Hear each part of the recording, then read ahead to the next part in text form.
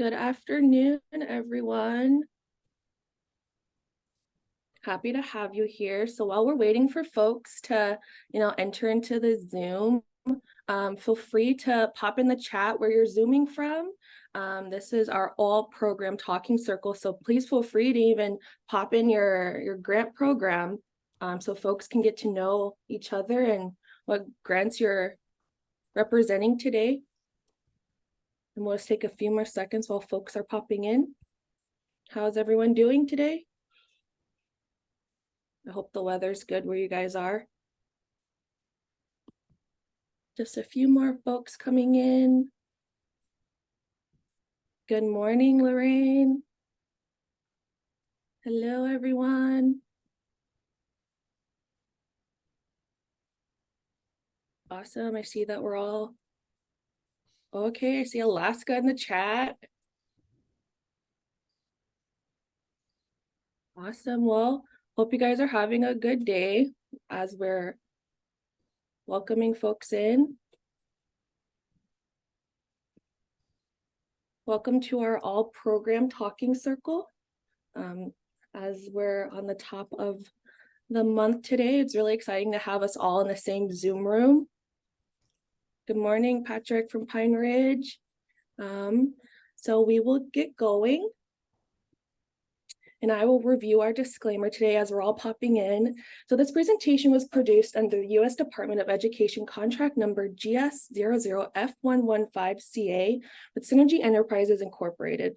The views expressed herein do not necessarily represent the positions or policies of the U.S. Department of Education.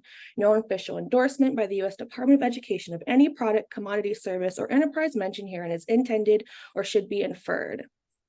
So today we're just going to have some, grant conversations, just some updates and information. If we have any questions as due dates are coming on, today is the day. And then at the end, now that we're starting our new grant year, we're super excited to hear what everyone's getting into. What are some fun things we have planned for the school year? What are we looking towards? And so before we dive into the great nitty-gritty of our grants and sharing with each other, I would love to welcome, if they're on the chat, our Office of Indian Education discretionary staff. We have Dr. Donna Sabas-Burns, who is our group lead, but also program officer of our NAL ED and our NAL RC and our NYCP grant. We have Linda Brake, who I see, hey, who is our program officer for our AIR, our STEP, and also our PD. We have Donna Bustle, who is on the Zoom as well. Welcome, Donna, who is our program officer for ACE, NYCP, and our new grant program, NATRI. And we have Gabby Buggy, who is also the management and program analyst on special detail. Welcome, everyone. Happy to have you here. And then also now we will welcome our TA team, our amazing technical assistance team. We have Sarah Brightwell, Olani Lilly, myself, Doris, Casey Morgan, and our new member, Inchin Lin. Welcome, everyone. Happy to have you here. I know we're all Zooming from different parts of the world. So now we're going to get started with our APR updates. And folks, at any time during the chat, you're like, I have a question or going too fast, can you repeat this? Please pop it in the chat. We have our amazing TA team, and I'll also stop as well. So we're just gonna start touching just the basics on our APR updates that are due October 26th. So going forward, should you submit an APR update? If you reported 999 for some or all of the measures, then yes, you will need to submit an APR update. If you're like, I submitted an incorrect number or a number needs to be changed, data's changed in your section A of your APR, yes, you need to submit an APR update. If you're someone that's like, I've submitted all the correct material, there's no data that needs to be replaced, I did not report 999 for any measures, no, you do not need to submit an APR update, but you will still need to go into the JOT form and click no, I do not need to update, because we don't want to miss you. We don't want to skip over your program or hounding you for an update and you don't need an update. So reporting reminders, we just want to make sure that all grantees must submit the online form. Even if you don't have an update, please go in still and click that you don't have an update for OIE. And so the jot form has been added in the chat. APR updates must include all measures that you reported. Please complete the required form section A as well, which we'll drop in the chat. And we also encourage you to use our optional section C tool. It's not required, but also we encourage you to include it as well. Folks, also, all of these forms, all of these documents can be downloaded through your Padlet form, which your Padlet links, and we'll be dropping that later in the chat as well. Just a reminder that they are due on October 26th. And so here's just an overview of what your Section A will look like. Here's the form you will need for updating your Section A data. It's posted in the chat. And also, if you want it to be emailed to you after this meeting, please let us know, and we will absolutely do that as well. So just more APR update reminders. This is the data that you're updating. You only need to submit data for the items that you labeled as 999 in your original. But please keep in mind that both your GEPRA and your project measurement updates are reported differently. So you only report the actual data, not the target for your GEPRA. And for the project measures, you report both the target and the actual data. So just keep in mind when you are updating both of them as well.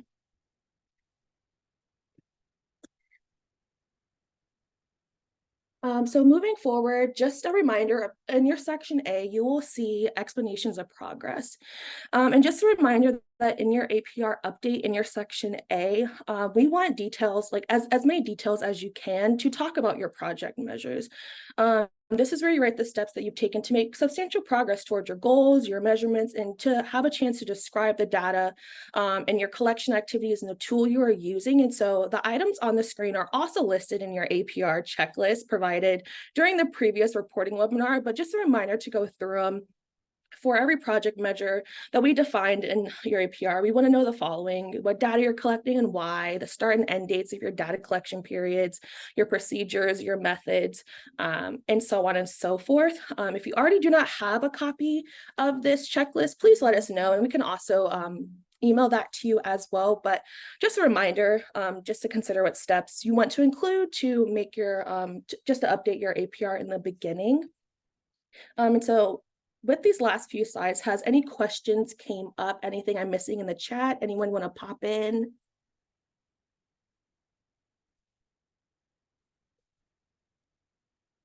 No. Doris, Yes. if I can just say, I have seen some APRs where their data is a range, and a data should be a specific percentage. So if you've listed a range, I might have asked you to go and submit an update because it should just be a single number. Thank you for that as well. Well, and I see a question in the chat as far as, do we need to submit a cover sheet or executive summary?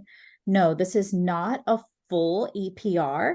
It is merely an update of your Section A data. So you do not need to submit a cover sheet, an executive summary, a budget, none of that other information. You're solely going to complete that Section A form and submit it via that online jot form that we shared the link.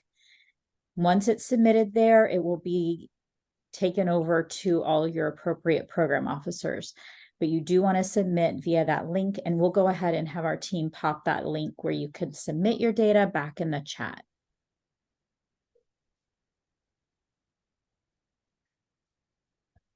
There's another question in the chat. So do the updates go to the program officer?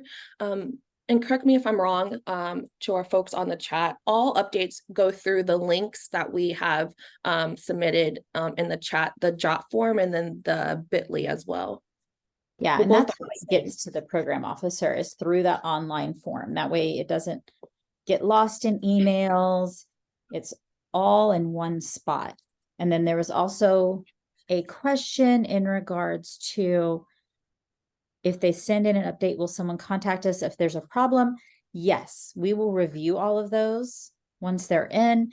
And if we have questions, if we need you to clarify any data, we will reach out and let you know. Elizabeth, I see your question about the NYC GEPRA 1. If the denominator calls for the total number of performance measures. In the first year, not all performance measures are addressed. Should this number be the total number of the measures expected? In the subsequent years, no, you're gonna put that the total number of performance measures every time you're addressing GEPRA 1, whether you are expecting to meet those that year or not. If it's a year 5, you're still going to put all of those performance measures down. And as far as emailing out all the information, all of the forms and information that we're discussing today, including the links, were sent out to you in the email that you received today as a reminder.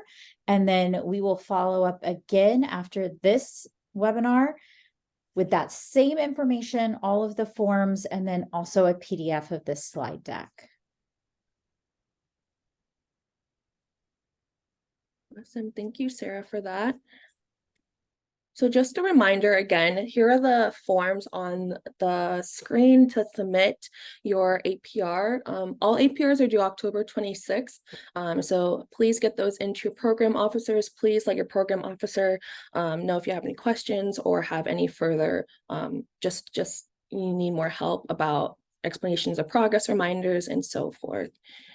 So moving on to our fun part, our budget revisions. So now we covered APR updates and the due dates. Let's move on to our next due date, which is November 16th, when you need to submit your budget revision. So all of your grant award notifications, known as GANs, are already in your G5 for each grantee. We encourage you to carefully read your new GAN to verify that all information is correct, such as your project director, your level of effort and content information. Please understand that OIE can only communicate with your project director. So if there are other, if your project director has changed or there's new email addresses or new contact information, please submit that to your program officer so we have the correct person on file that we are able to communicate with and can send the correct updates to. We also want to remind you all to pay attention to your award amount, noting any potential budget cuts from your proposal. And we'll go more into that in a few slides too. And also review the GAN for any restrictions you may have.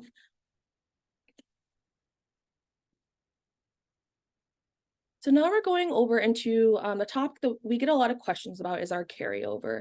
So any funds remaining on October 1st are considered carryover funds. So that means whatever money has not been drawn down from G5 by October 1st becomes your next grant year's carryover. Even if you have obligated funds or spent them, but not yet drawn them down, it is now all in your carryover. And so therefore that means that whatever budget or whatever category that carryover is coming in from, it stays in that category, and any potential budget cuts will be reflected in your grant award, not your carryover. And so just to reiterate that any carryover that comes over from your last grant year, whichever grant year you're in, that stays in the budget category. So for example, if you have $20,000 remaining in personal at the end of last year and that gets carried over to your next grant year, you have to use it in personal. It cannot be used in supplies, in travel. So that means that if you could use funds in other areas, now would be a really great time to get with your budget office, your project directors, your team, and just to talk about your budget revisions and to help offset, the next carryover of having all these funds in personnel.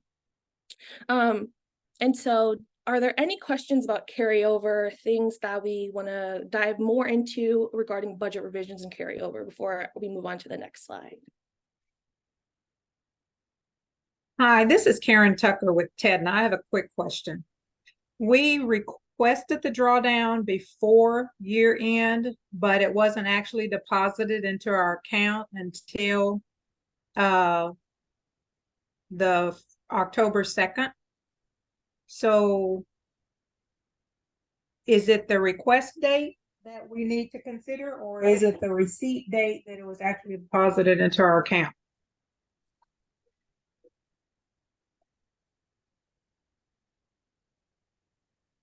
The receipt date of, can you ask that again, Karen? I'm sorry. Okay, no problem. Okay, we made the request for our drawdown on September the 28th. But it wasn't actually deposited into our checking account until that Monday. We made it on the Thursday before the 30th, but it was deposited in our account on Monday, the 2nd of October. You don't have to put that in your new budget. I mean, that was already incurred, that year one. Okay. Okay, yeah. Yeah. it Okay, is. just wanted to make sure that we didn't need to consider the receipt date deposited versus the Yeah, drawdown date. if those funds are already accounted for, then you don't need to necessarily put that in your year two budget. Okay. All right, thank you.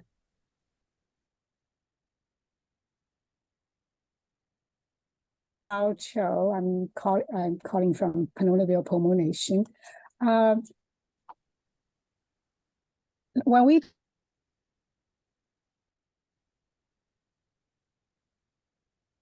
and then carry over the balance, so this is different than before, or was it always like this? Hi, your connection kind of broke up a little bit. Can you please repeat the first part of your question for us?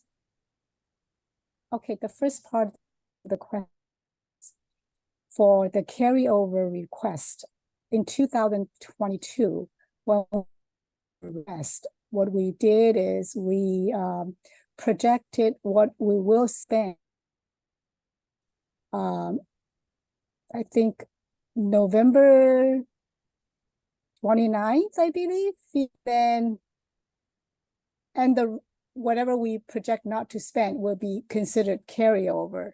But now it's saying October 1st. Is there a way why it's October 1st versus the second year cycle? So your carryover right now was with the previous fiscal year.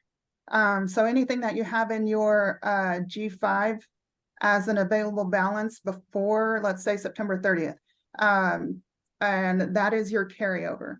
Some of that fund may be accounted for some invoices that have come in, like Karen was talking about earlier. But this October 1st is our new fiscal year. So your new fiscal year money comes in on October 1st. So, and this is a little confusing, but basically what we need is any of your carryover funds that you had in an approved budget in your previous, the year that we just finished out, keep those funds within those itemized categories where they're at. With your new fiscal year budget that just came in as of October 1st, those are your current funds. Those are going to be put in those itemized categories. You want to stick to as much as you did in your approved grant, whenever your grant was approved, the application. We had you project year 1, 2, 3, 4, 5, whatever the years were. And we want to keep close to that as possible. And I know me coming in as a new project officer for some of you with ACE, and it's going to be a little different, but the October 1st is just basically whenever you got, it's the new fiscal year funds. That's all that is. So, but your previous carryover, what you have, it doesn't really have anything to do with October 1st. The date is just this new fiscal year money that's coming in. Does that make any more sense or a little more convoluted? Yeah, it's still a little confusing on our part because our grant cycle, it's starting on like November 29th through November 28th of the following year. So it doesn't follow the cycle.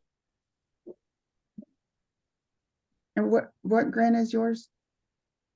So you're an ARP Air grantee. So if I can kind of hopefully help.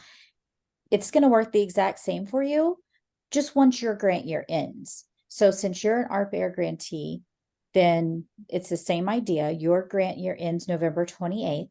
So on November 29th, any funds you have remaining are your carryover.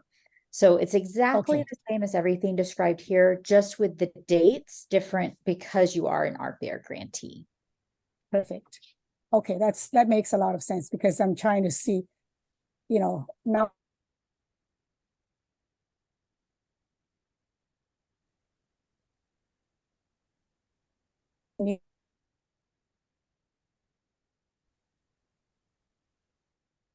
Oh, I'm sorry, you're cutting out really bad right now. You may, if it's easier, if you want to pop your remaining question in the chat. Nadine. Yeah, you're gonna add your carryover into the new, this fiscal year budget revision form. And Lorraine, if you don't have any carryover, if you don't have any money to carried over from the next year, there's no reason to put it in to your new fiscal year budget.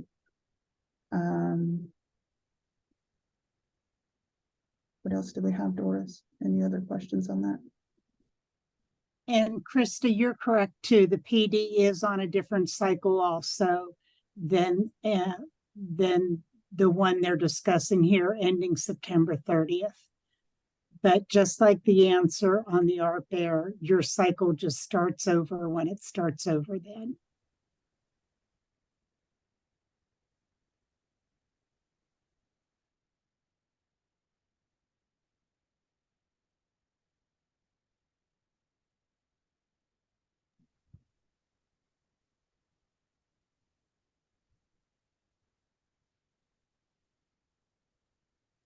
Sorry, guys, I was on mute this entire time.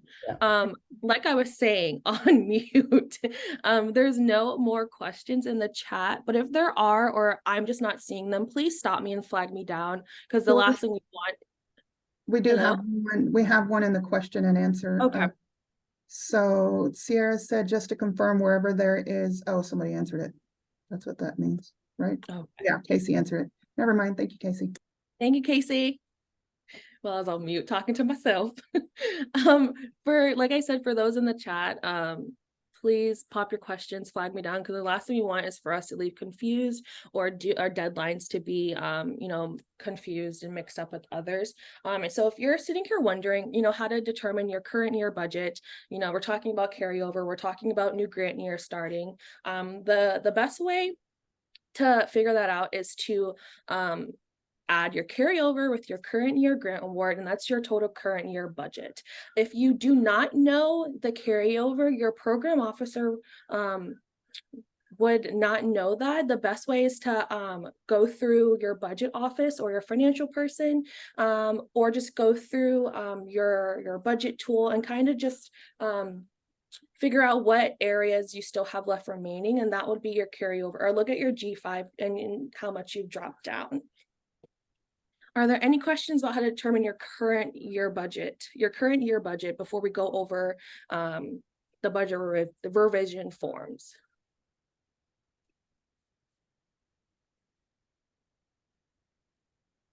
Yeah.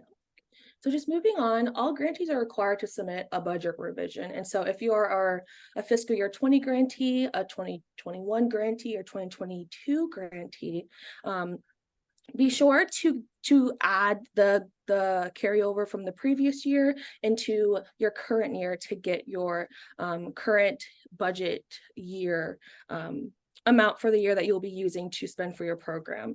We also encourage to use the optional budget revision form, which we will drop in the chat for you as well. And so all our budget revisions are due on November 16th. Please keep in mind that if you're, like we said before, if your grant follows a different deadlines and due dates, please let us know which ones you're inquiring about. We can get that date for you. So this is what our budget revision form will look like, and we will pop your Padlet in the chat on where to find your budget form. Not all budget forms are going to be the same for each grantee. And if if you're like me trying to keep up with the chat, please let us know. We can email that form to you as well.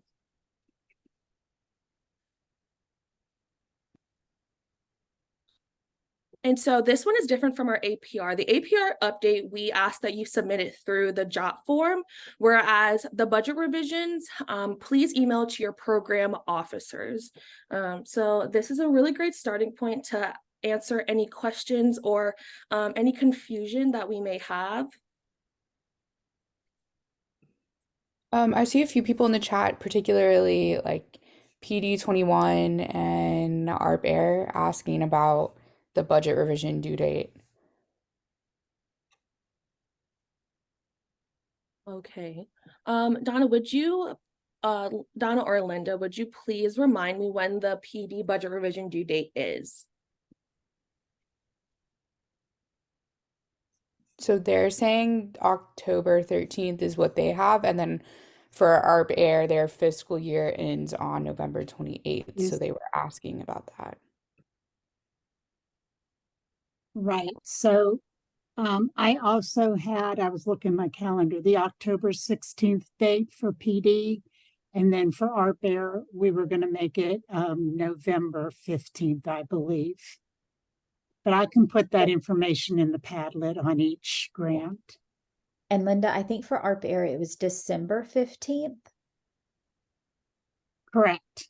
Yeah. That is correct. Yeah, and we can pop those dates in the chat too. Excuse me, and I'm going to ask that you also email the dates. I can tell you, I am completely confused by all of the dates that have been thrown out and exactly what is going to be due when. So a follow-up email would be extremely helpful. There is just so much coming into the chat. It is extremely difficult to follow. Yeah, and one other thing we can do, and y'all can share if this would be helpful. Not only can we include it in the follow-up email, but I'm happy to also send it out as a calendar invite where it doesn't take up time on your calendar, but it's just a reminder on the due date that is when the budget revision and the APR updates are due. And will those be specific to our programs, or are Yeah. we going to be receiving the dates for everybody? No, these would be specific to your programs.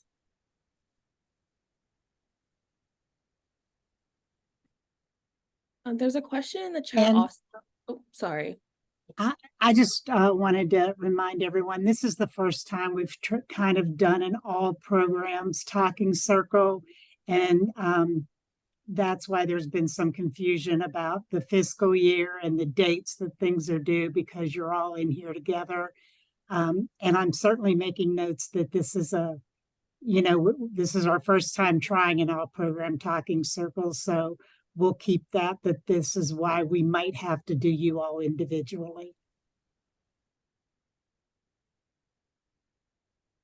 Thank you so much for that. As I'm going through the chat, folks are asking, what does NA mean in section 7 in their GAN? And Misty, I just looked at, you may have gotten the other GAN that changed the either the program officer, which is from Bianca to me, or it was the change of the project director from the previous PD to Jenny. So NA in that section just means that that GAN is a GAN to change something else other than the budget. So the continuation GAN is the one that has the budget information in section 7.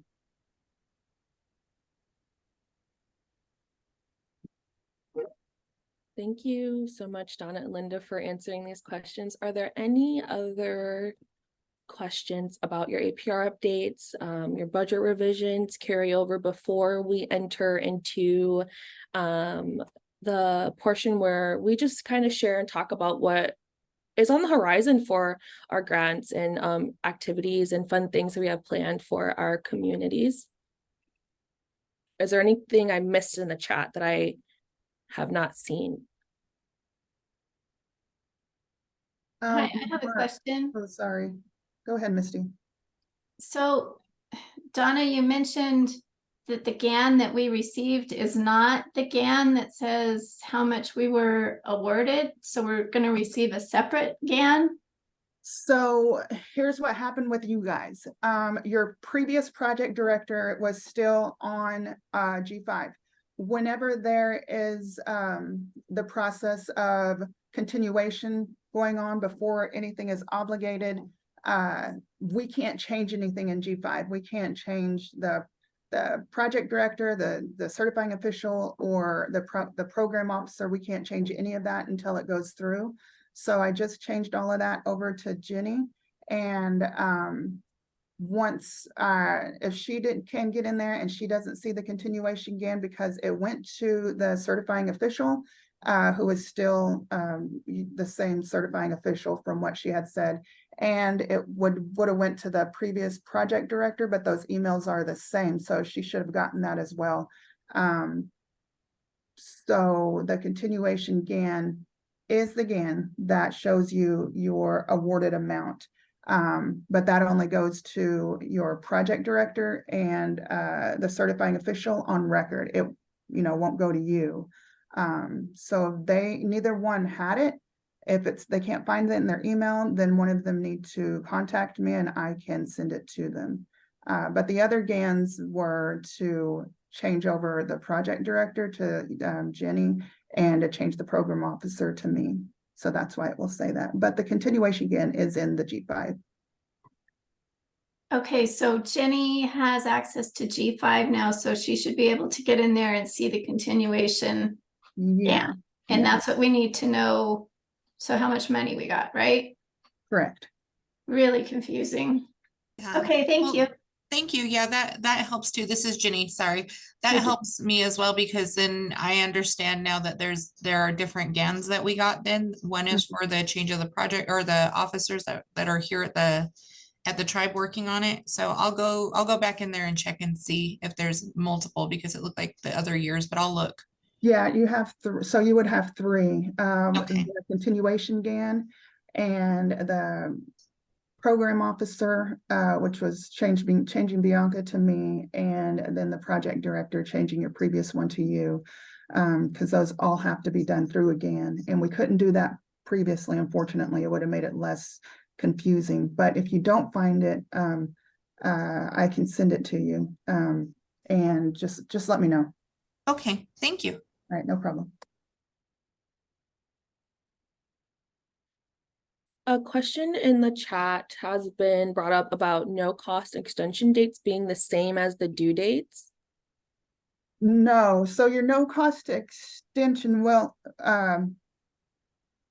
if you need to place any APR information down, that date will stay the same. If you submitted an APR in April and you put 999s on any of those objectives, the performance measures, then you will submit the same, it will be the same due date because we do need those 999s updated. But as far as the budget revision, you sent in a budget revision for your no cost extension. Unless any of that is going to change, then you don't necessarily need to send in another budget revision. And all of your due dates, as far as it will change depending on your performance, your last performance day.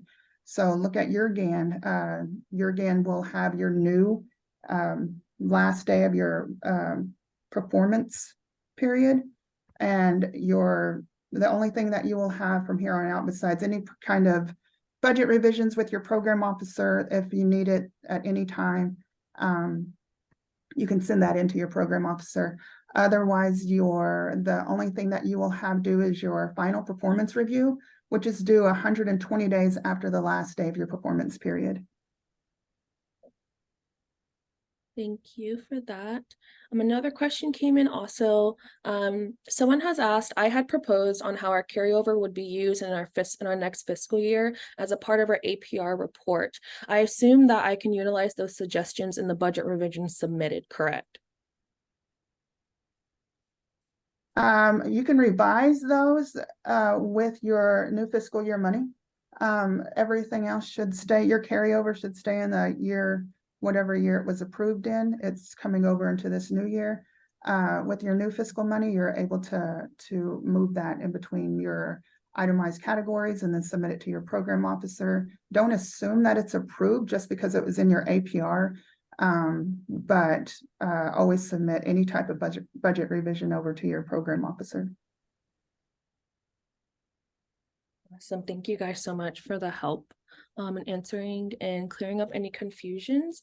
So any other last minute questions and things like that, or anything I have missed in the chat? I tried to go through all the threads and just double check.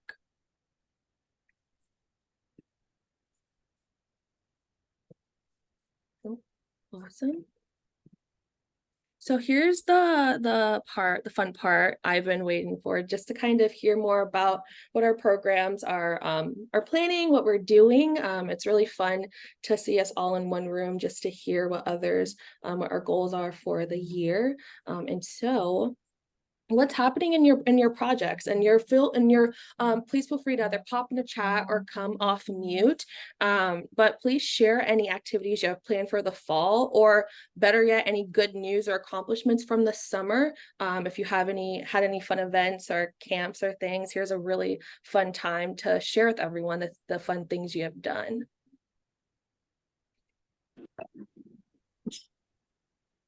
I'd like to share that one of the members of our Blackfeet Native American Studies department here was awarded Montana Teacher of the Year.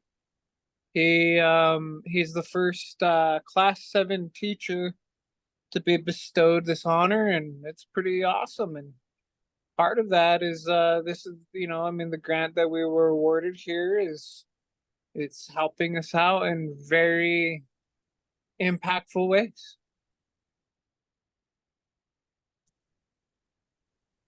Wow, that's amazing. Thank you so much for sharing, Robert. This is Carrie Bappy from Omaha Nation.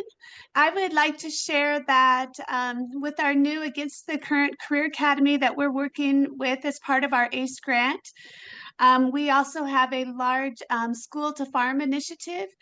Our school farm brought in over 8,000 pounds of fresh produce that was distributed to the village of Macy all summer long. And we were also awarded a permanent display in the new Kiewit Luminarium in Omaha, Nebraska. So beautiful pictures of our students and the work that they're doing on the farm. So thank you to you all, because the grant helped us to create some really amazing programs.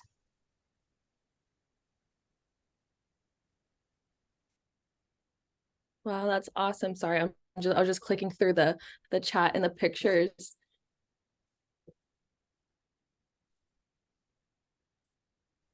Anyone Hey, else? I'll go next. I'll go next. This is Christine Armstrong down here in Anadarko, Oklahoma. So recently we had our school district down here had really wanted our tribal coordinators to work with them with the parent-teacher conferences, because we always have just low amount of parents that ever come to the conferences. And so we combined our parent engagement night with their parent-teacher conference, and they had the biggest attendance and outcome that they've ever had in the history of the school district. But also we partnered with the Kaleo Foundation in Oklahoma City, and they gave us over $40,000 worth of food boxes to hand out to our tribal members and our students and families down here during the parent-teacher conferences. And so we also had hundreds of parents sign up for the Power School, so they can get on their child's count online to see like what their grades are, what their attendance are. And so it was just a really great outcome with that, and partnering with the school district to be able to do that, and then also get out food to the families here in our community. Good job, Christine. Anadarko's home, so that's my home, and I miss it. That's an awesome thing. Everybody's is awesome. I just wanted to say hi to Christine because that's home.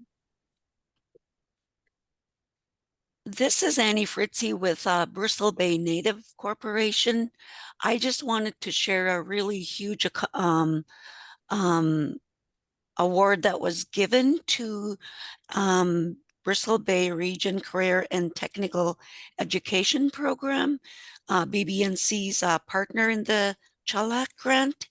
They were awarded the Alaska State Board of Education for excellence in career and technical education programming for work-based learning. The plaque was just given to Zach Stenson, the director at the Alaska Career and Technical Education meetings. Thank you. Thank you for sharing. Esther says, go Bristol Bay, their hometown area.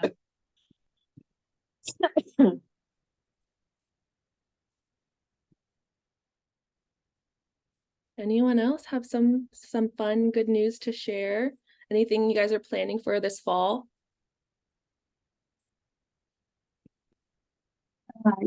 Yeah, today, my name is Brenda Whitehorse. I'm the NYCP director for San Juan School District. And I would like to share that we had our second annual Native Youth Leadership Conference last week, and it went really well. And we have our videos on our San Juan School District Heritage Language Facebook page. We also had our Heritage Language Conference, and we celebrated 30 years of Heritage Language conferences and programs being offered in our district. So that went really well. So it was just a time of celebration for us. And that's what I would like to share. We have upcoming events in February and January. We're going to have our Knowledge Bowl for grades 7 through 12, and our language fair for grades K through 6. Well, I'll be looking forward to that, seeing all the fun pictures and fun things that your students are doing. I've also included a video link of our Heritage Language Conference in the chat. Oh, perfect. Thank you so much. You're welcome.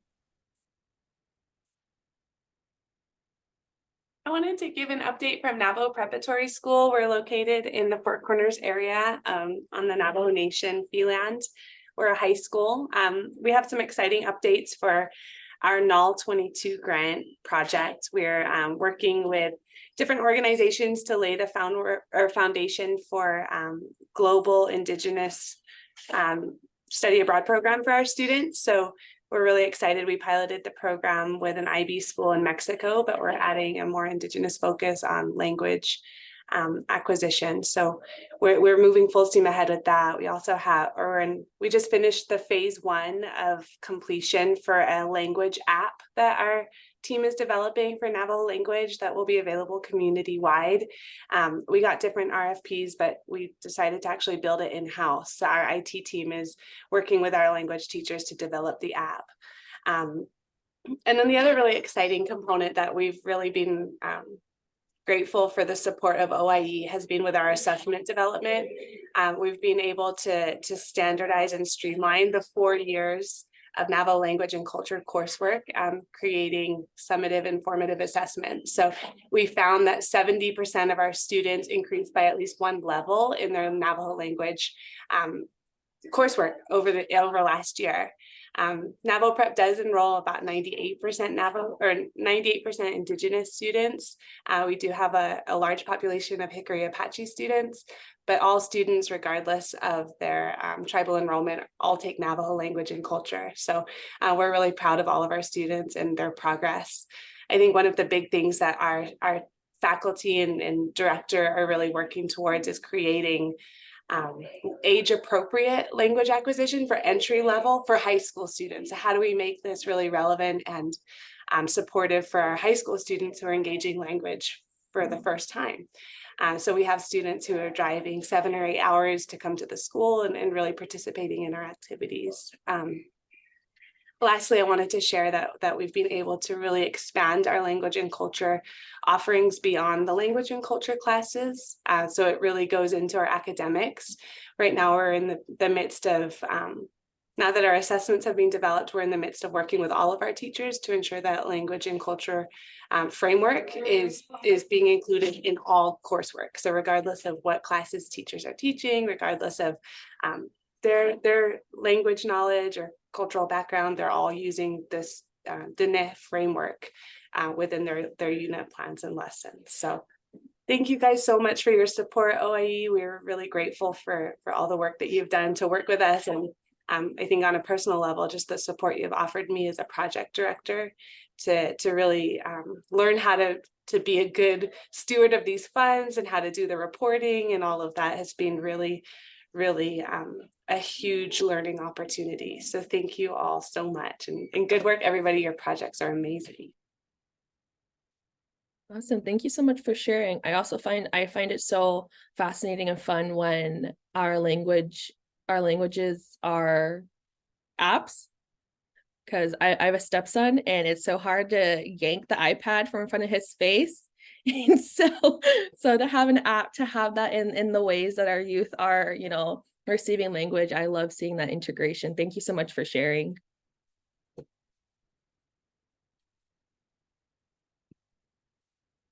Any other fun things we have planning?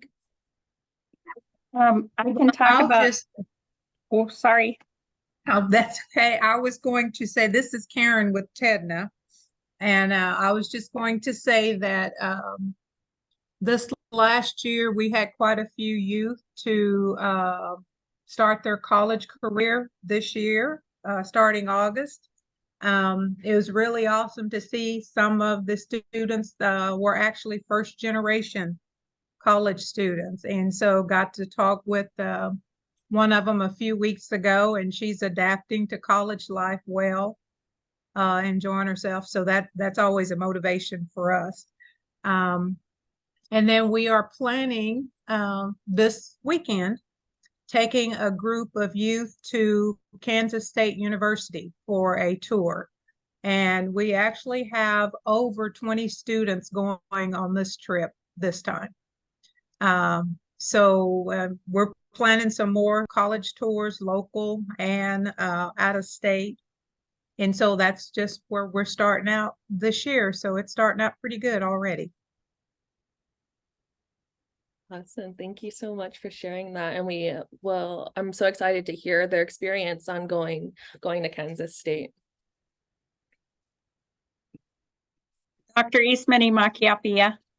Enemy Swim Day School or Toka Nuwa Wayawa Tipi Oe Tancha. And I am the project director for our language program, but we have lots of help here. But what's been interesting this year is our language instructors. We have 5 of them, which is pretty good for a school with 150 students. And we fund 2 of them through the NAL grant, and then we have another grant we fund a couple more through, and then we pick up the rest through our ISAP funding. But when they got together and they were brainstorming how to make language preservation for our tribe more effective, one of the things they decided that was really critical for us was to keep embedding the language within the culture.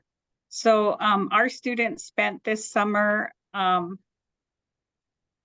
going out and harvesting all kinds of medicines and foods, and then they built the language within it. And we just had a family night. Let me see what it was back and forth what they were going to call it. Let me see what they ended up with. Wakba, which is tea. So it was a bunch of different kinds of teas, and and we had all the teas in the language, and then in the English, and then pictures of them, and we're actually ready to brew. So we had like 20 different teas, and they went through and they used the Dakota language to talk about what the teas were for. Some of them are for stomach upsets, some of them are for throat issues, So they went through and we had like 75 people here, which is pretty good for our family nights. And we kept the hot water boiling, and all of our participants got a chance to try all the different teas. And then we had those tea bags you can put tea into, and then they could take them home with them. So it's kind of been interesting watching this group of Dakota language teachers. They're fairly strong and they're strong-minded. They're like, it should be like this, which is kind of good because they have a lot of leadership.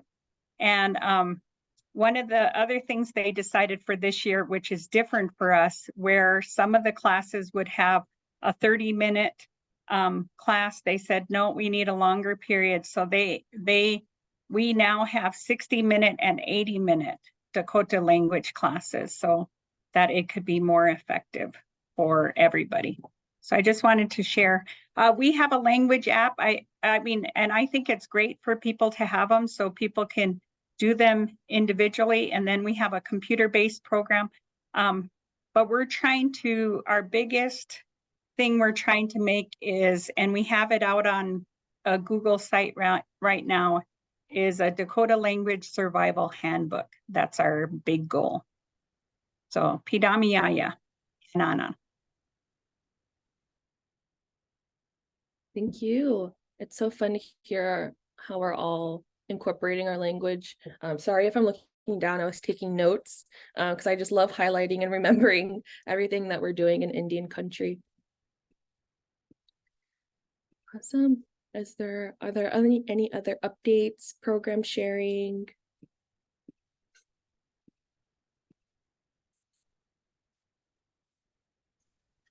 We have some updates over here at the Monarch Project. My name is Sherilyn from United Tribes Technical College. We are currently working on credit recovery in all of our local LEA schools. The only one we're missing is one of our reservation schools. So we're hoping to get that in there before the end of this academic year, as well as doing about 8 college tours just this fall semester. Awesome. Looking forward to those pictures and seeing all the campuses. I remember my first college tour and I was like, no way, Mom, I'm not going here. It's way too big. But the more I toured, I was like, yeah, I can see myself here. So it's always fun seeing our students and our youth going to colleges and visiting those campuses.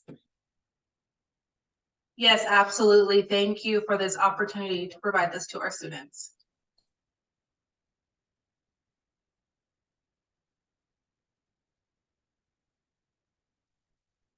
Any others?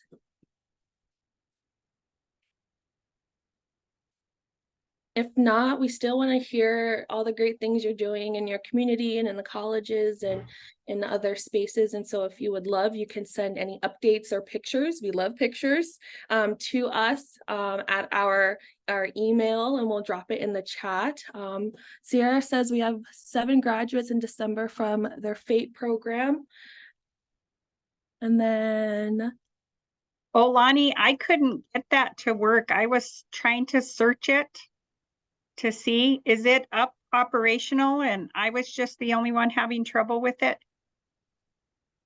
It just recently was live, I think last week. So if you haven't tried it recently.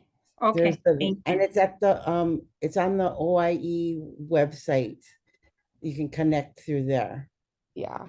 And I'll put the link to the submission form, like the direct link to the submission form in the chat as well. But yeah, the website for NALRC is live now, so you can access it by scrolling down to the bottom of the OIE homepage and clicking on NALRC, the one that does not say grant program.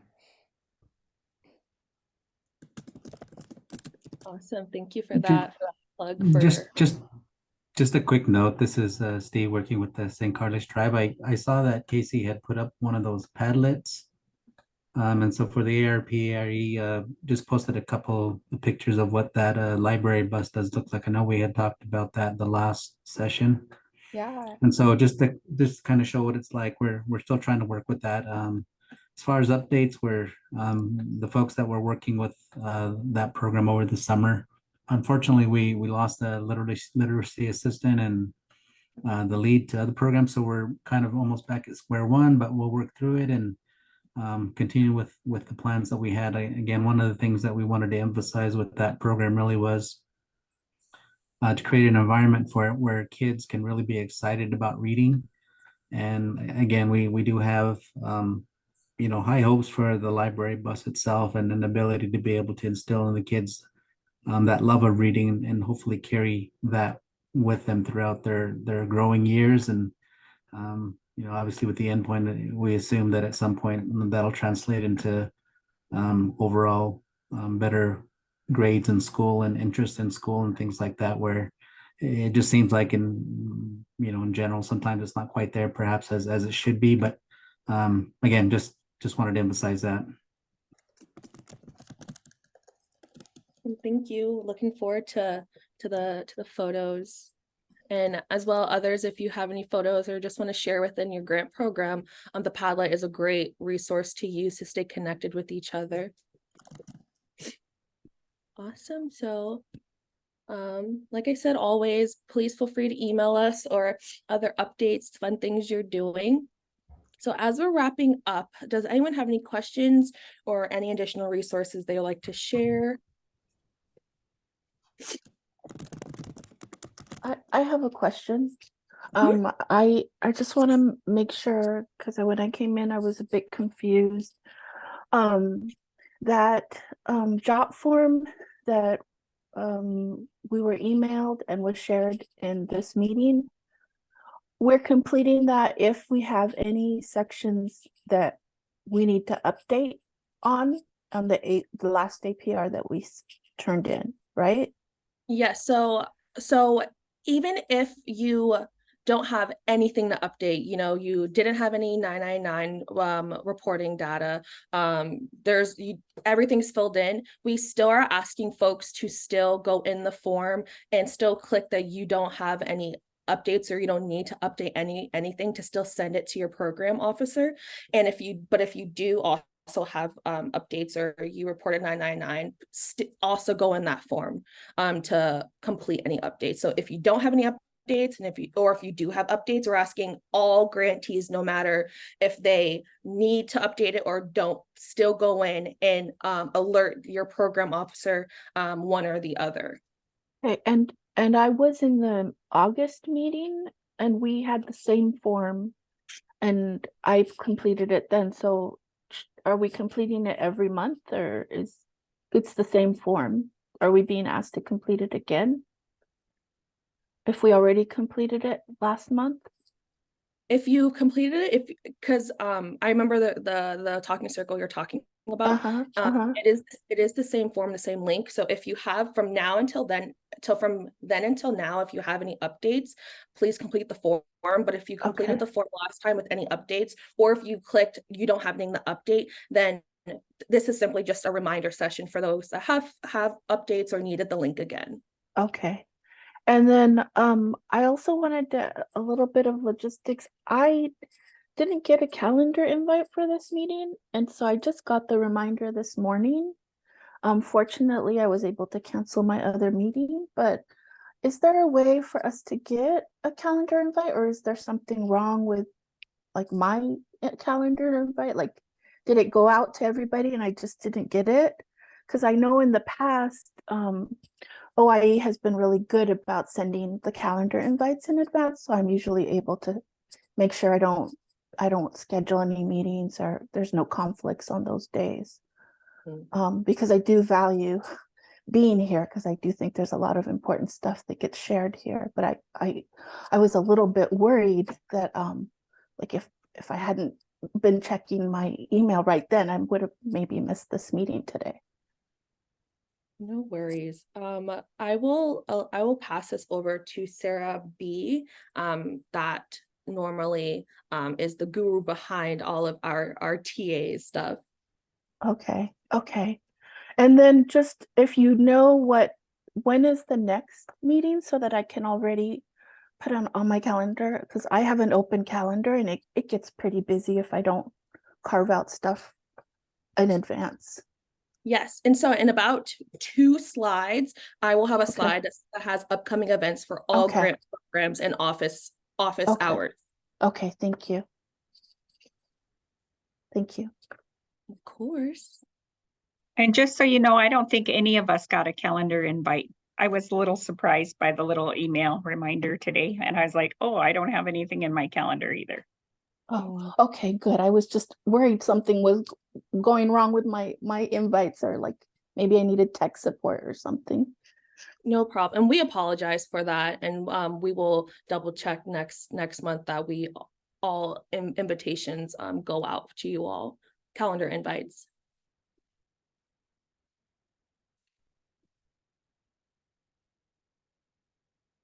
Awesome. Just looking at the chat, thank you to those that are posting their program links, trying my best to copy and paste them. Just to clarify, is this meeting today, is it available to look back? Can you say that one more time? I don't know if it's my end or your end, but it's a little, it was really hard to hear. I think Casey was nodding her head. That I was just asking that if this meeting today is going to be available somewhere to look at the recorded webinar, I guess. Yes, we always send out the PDF, but we also always upload the recordings to the OIE YouTube page as well. Right. Thank you. Can you share that link in the chat, the YouTube page? Absolutely.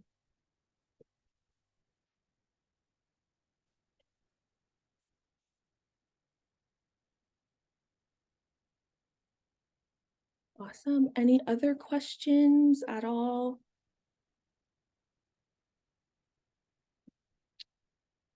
Okay.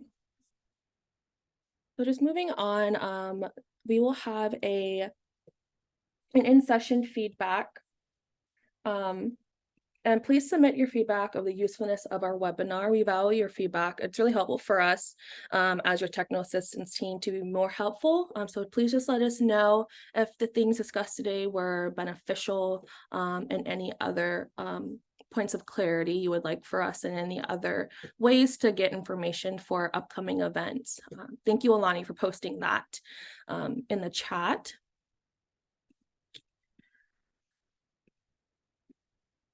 So if you would like to connect with your OIE technical assistance team, please feel free to contact us via email.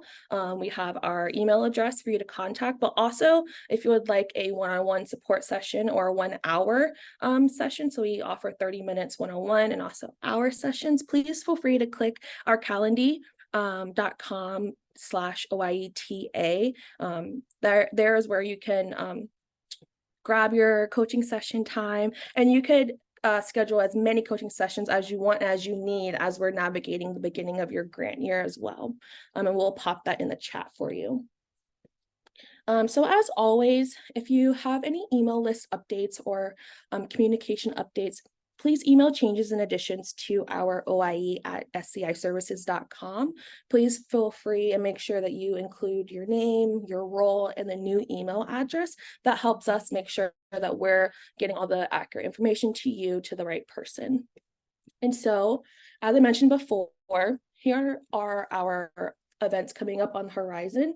So we offer monthly office hours every month on the 4th Thursday of each month from 1 to 2 p.m. on Eastern Standard Time. Sometimes that date, the 4th Thursday of each month, may change just depending upon what big events we have that month. But going forward, please save the date for October 26th, November 16th, and December 14th.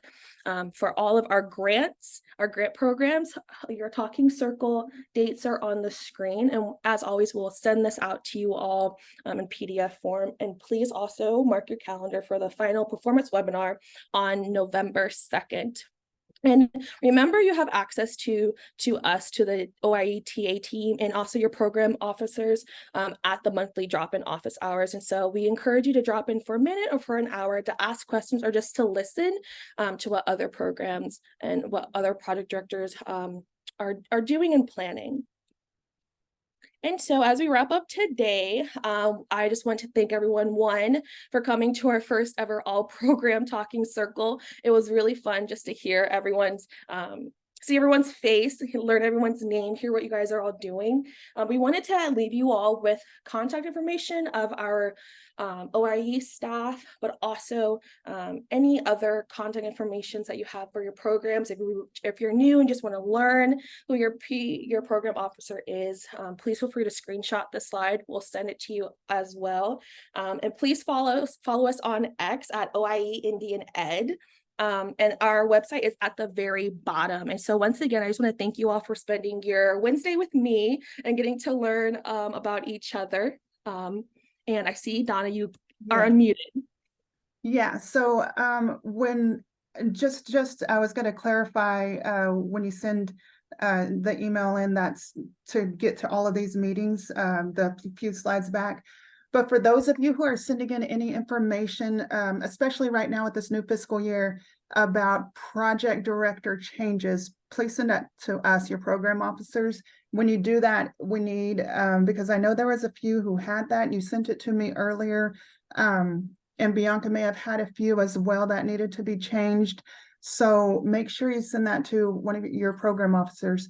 We need the name of your new project director. We need the level of effort. We need contact information and an updated resume for the project director. If you need a new certifying official, you just send their name and their contact information. So make sure that all gets to us as soon as we can, and that will also help to get updated with any of the talking circles from here going forward. And all of the great information that you guys shared, write those down somewhere, remember them, because we want you to put that on your executive summary and in your APR for the following year, your final performance review. Those should all be captured as well. Your qualitative and your quantitative data should be captured on your APR and your FPR. And that is all I have. Thank you. Thank you guys for coming today. Thank you. Thank you guys for coming.